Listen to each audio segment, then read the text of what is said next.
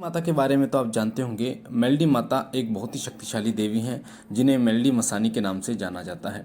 ये एक बहुत ही शक्तिशाली देवी हैं जो नवदुर्गा और 10 महाविद्याओं की शक्ति से उत्पन्न हुई है। इन्हें मेलडी मसानी के नाम से भी जाना जाता है, जिनकी सवारी एक बकरे की सवारी है। वैसे तो आपने माता दुर्गा को शेर पे सवार देखा होगा, पर पहली एक ऐसी देवी हैं जो बकरे के ऊपर सवारी हैं और इनको मेलडी माता कहा जाता है। ये गुजरात में इनका सिद्धपीठ मंदिर है। साथ ही आज इनके जो मंदिर हैं वो यूपी में, अहमदाबाद में, हरियाणा में, दिल्ली में बहुत से ऐसी जगह हैं जहाँ पर आज इनके मंदिर हैं और आदिशक्ति के रूप में माता मेलडी को पूजा जाता है। मेलडी जो शब्द है ये दो चीज़ों से बना हुआ है। मेलडी का मतलब होता है जो मैल से उत्पन्न शक्ति है उसको मेलडी कहा जाता है, और दूसरा अर्थ होता है मलिन शक्तियों पर जिसने विजय प्राप्त की है उसे मेलडी कहा जाता है। तो मेलडी माता की जो उत्पत्ति की जो कहानी है, इनका तो इतिहास है वो बहुत ही सुंदर है, और इनके पूरे इतिहास को आज की वीडियो में आपको बताने वाला हूँ। और साथ ही आपको बता दूँ, मेलडी माता जो है वो मसानी की कैटेगरी में आती हैं। जिस प्रकार से आपको पता होगा 360 प्रकार की मसानियाँ होती हैं, और जिनमें सबसे जो ऊपर होती हैं उन्हें मसानी माता के नाम से जाना जाता है। गुड़गांव में शीतला माता का जो मंदिर है, जहाँ पर मसानी माता, चोगानन जिन माता को कहा जाता है, चोगानन मदानन जिस माता को कहा जाता है, कलर वाली जिन माता को कहा जाता है, वो एक विशेष हैं। उन्हीं के ही मदानन माता, चोगानन माता के ही सानिध्य में ये 360 प्रकार की मसानियाँ काम करती हैं। आप कह सकते हैं कि उनकी सेविकाएं हैं। तो जो माता मेलडी है ये भी एक मसानी कैटेगरी में आती हैं। माता मेलडी इसलिए इन्हें मेलडी मसानी के नाम से जाना जाता है। तो इनकी उत्पत्ति की जो कथा है वो आज मैं आपको बता रहा हूँ, इसलिए वीडियो को ध्यान से सुनना बारीकी से, ताकि आपको समझ में आए। साथ ही आपको बताऊंगा कि इनकी शक्ति क्या है और ये क्या क्या करने में सक्षम है। देखिए, मेलडी माता की जो कथा है वो शुरू होती है सतयुग की समाप्ति के समय पर। सतयुग की समाप्ति जब हो रही थी तो उस समय पर एक जो दैत्य था अमरुवा नाम का जो दैत्य था, उसने बहुत ही हड़दंग मचा रखा था, देवताओं को सताने लगा था वो। और इस सताने के विषय पर जो अन्य देवता हैं वो सब अन्य देवता मिलकर माता आदिशक्ति की उपासना करने लगे, और माता आदिशक्ति नवदुर्गा जो माता आदिशक्ति है वो प्रकट हुई और उन्होंने युद्ध किया। लगभग 5000 साल ये युद्ध चला था अमरुआ से। जो दैत्य था अमरुआ से 5000 वर्ष ये युद्ध चला था। पर जब वो जो दुष्ट है वो अमरुआ जो दैत्य था, जब वो पराजय होना शुरू हो गया था, जब वो हारना शुरू कर दिया था उसने, तो वो उसकी सेना सारी ख़त्म कर दी थी माताओं ने, और वो भागने लगा। तो भागते भागते उसे एक गाय का जो है एक हड्डी का ढांचा मिला। जो गाय मरी हुई होती है तो उसका हड्डी का ढांचा मिला, तो वो उसमें जाकर घुस गया, और ये सोच कर के ये जो है अशुद्ध ढांचा होता है और ये देवियाँ इसमें प्रवेश नहीं करेंगी। तो जब देवियाँ जो माँ नवदुर्गा हैं जब उनके पीछे गई तो माता ने देखा कि ये गाय के पिंजरे के अंदर घुस गया, जिसमें हम प्रवेश नहीं कर सकते, क्योंकि गाय के पिंजरे को शुद्ध माना जाता है। जो उनका गाय का जो अस्थि होती हैं, हड्डियां होती हैं, वो जो जिसमें दुर्गंध आती है उस समय पर जब वो मर जाती है तो उसे अशुद्ध समझा जाता है। तो उस समय पर देवियों ने जो है एक युक्ति सोची और हाथों को मलना शुरू किया। हाथों के मलने से एक देवी उत्पन्न हुई, 5 साल की एक देवी जो हाथ में खंजर लिए उत्पन्न हुई। और उस देवी ने माताओं से बोला कि हे माताओं, बताइए मेरी उत्पत्ति आपने क्यों की। तो उन माताओं ने बोला कि ये जो असुर है अमरुआ, ये गाय के जो पिंजर में घुस गया है, इसका नाश तुम्हें करना है। तो माता उस समय वो जो 5 वर्ष की कन्या थी वो उस पिंजरे में घुस गई, यानी हड्डियों के अस्थियों में घुस गई, और जिसमें से अमरुआ जो है वो बाहर आकर और भागना उसने शुरू कर दिया। भागते भागते जो अमरुआ था वो सायला सरोवर में जाकर एक कीड़े का रूप धारण करके छिप गया।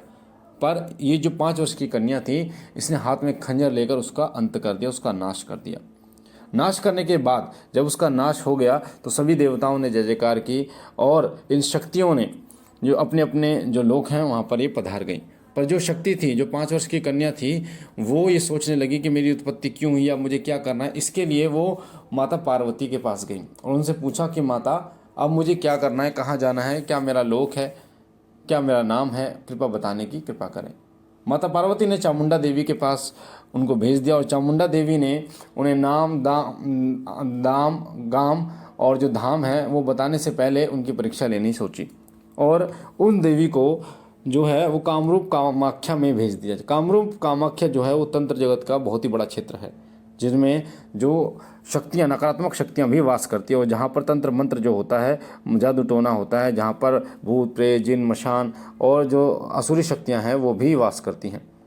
तो चामुंडा माता ने बोला कि अगर तुम इसमें से जाकर कामाख्या में जाकर वापस आ जाओ तो उसके बाद मैं तुम्हें तुम्हारा नाम, धाम और काम बताऊंगी।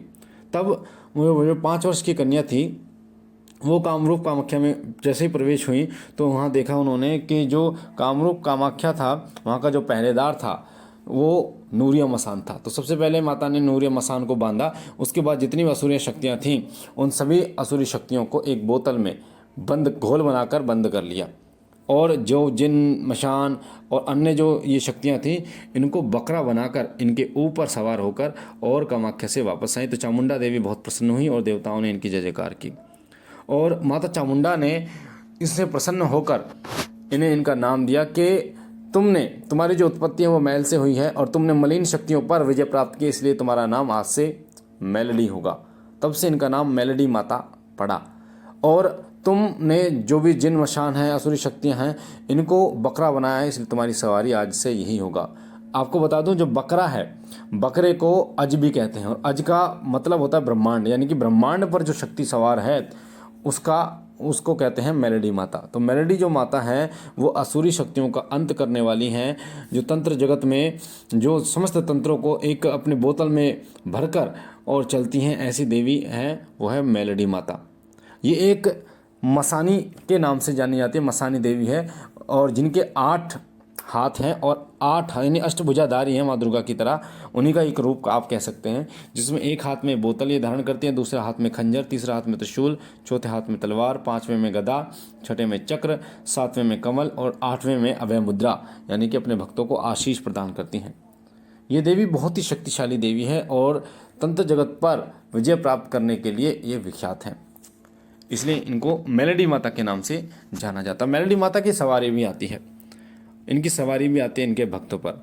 और मेलडी माता, जैसे मैंने आपको बताया, ये मसानी है, ऐसे ही और अन्य मसानियाँ भी होती हैं। जैसे जेवर वाली मसानी है वो जेवर यूपी में स्थित है। उसी प्रकार जो पहाड़न मसानी होती है, सूखी मसानी होती है, ठाकुरी मसानी, रुक्मण मसानी, हाण मसानी, आवड़, गुली, हुली, ये मसानियाँ होती हैं। रेपली मसानी होती है, ओछा मसानी होती है, चच्चक मसानी होती है, लक्ष्मी मसानी होती है, और भी बहुत सारी मसानियाँ होती हैं। तो मसानियाँ 360 प्रकार की होती हैं, और ये सभी माता मदानन, जो माता मसानी हैं, उनकी शरण में कार्य करती हैं। तो उनमें से मेलडी माता को भी एक रूप आप कह सकते हैं। ये बहुत ही उग्र देवी भी हैं और अपने भक्तों का कल्याण करने वाली देवी हैं, और बहुत ही करुणामयी हैं। अपने भक्तों पर बहुत जल्दी प्रसन्न हो जाती हैं और बहुत जल्दी खुश भी ये हो जाती हैं, और इनकी सवारी भी भक्तों पर आती है और भक्तों का कल्याण करती है। और इनका जो चित्र है वो इस प्रकार दिखाया गया है कि ये असुरों का संहार, असुरी शक्तियों का यानी मलिन शक्तियों का संहार करने वाली देवी हैं। तो ये जानकारी थी मेलडी माता के बारे में। बाकी आगे की वीडियो में मैं आपको बताऊंगा कि मेलडी माता की साधना कैसे करनी चाहिए, इनका मंत्र क्या है, कैसे इनका भोग लगाना चाहिए। बाकी मुझे आशा है ये जानकारी आपको पसंद आई होगी। पहली बार चैनल पे हैं तो शुक्र चैनल को सब्सक्राइब कीजिए। वीडियो के नीचे जो लाल कलर का बटन है उसे दबा के चैनल को सब्सक्राइब कीजिए, लाइक कीजिए, शेयर कीजिए और लोगों तक, ताकि और लोगों तक ये जानकारी जाए और लोग भी इस जानकारी से फ़ायदा ले पाएँ। मैं माता मेलडी से, माँ दुर्गा जगदम्बा और बाबा भोलेनाथ से विनती करता हूँ कि वो सदैव आप पर कृपा करें, आपके घर परिवार में सुख समृद्धि रखें।